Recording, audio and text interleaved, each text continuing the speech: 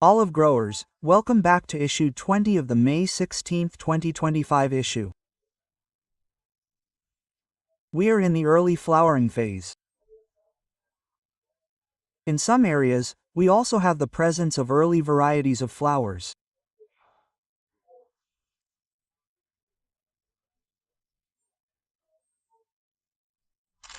The seasonal trend, which alternates between particularly cloudy days and rain, drops in temperature and then increases in temperatures up to 20, 21, 22 degrees Celsius. We believe that this also leads to a difference in the presence of blooms both in the different olive growing areas and within the same olive groves.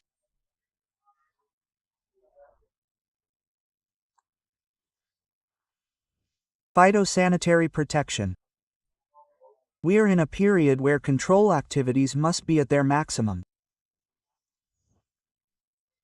particularly against the olive moth.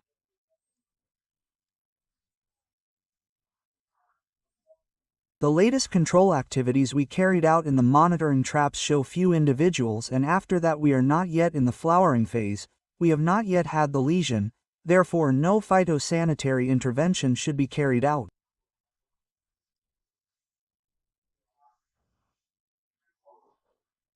Margaronia, and instead of this epidotero we have the presence in the young plants, we have the presence in the new shoots.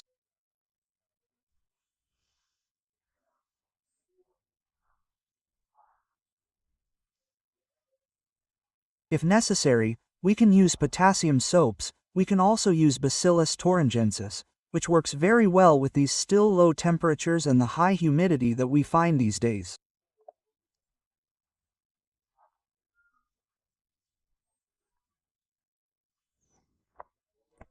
We can also use olive cottonworm azine.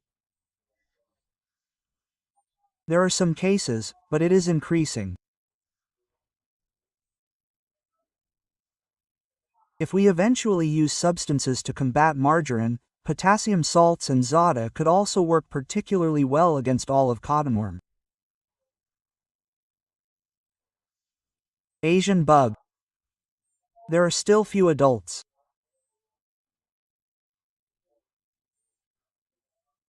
This parasite is mainly moving into the fruit orchards that are most appealing, cherries, apricots, plums, but we must always be careful because in about 20 days it will also return to our olive groves. Tribo. It is time for those who have used bait and left them inside the olive groves specifically to attract females to lay their eggs in this pruned wood.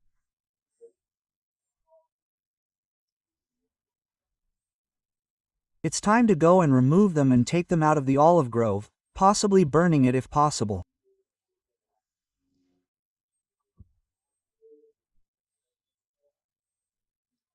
Some olive gall midge, limited infestations, olive fly, the number of traps is increasing.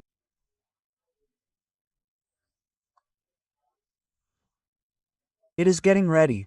Soon we will have flowering and the population of this fly is increasing.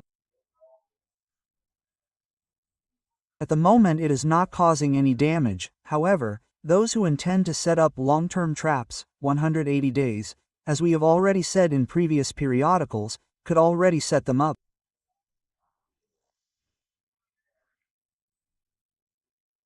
Cryptogams, on the other hand, cause problems, because we have long periods of leaf wetting, frequent rain, high humidity and peacock eye, but other fungal parasites could cause infections.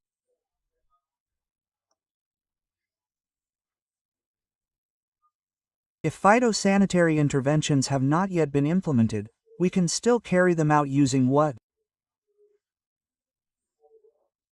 Using dodine, potassium phosphonate. We can also use Bacillus subtilis, strain QST 713.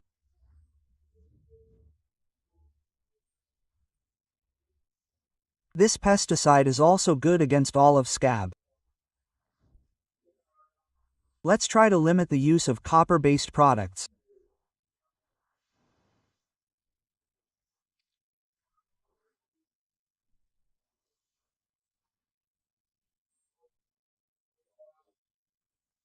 This week we have explored a specific topic: the use of nematodes and entomoparasites, in particular against the wood-eating Epidoptera that we find in our olive groves, the yellow woodworm and the red woodworm, evaluating how the control activity with products that are obtained from an increasingly evolving biochemistry can influence the presence of these parasites, removing them from our olive groves.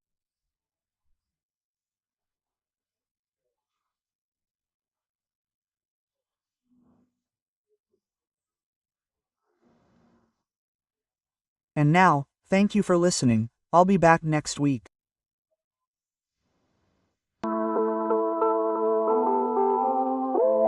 Oh,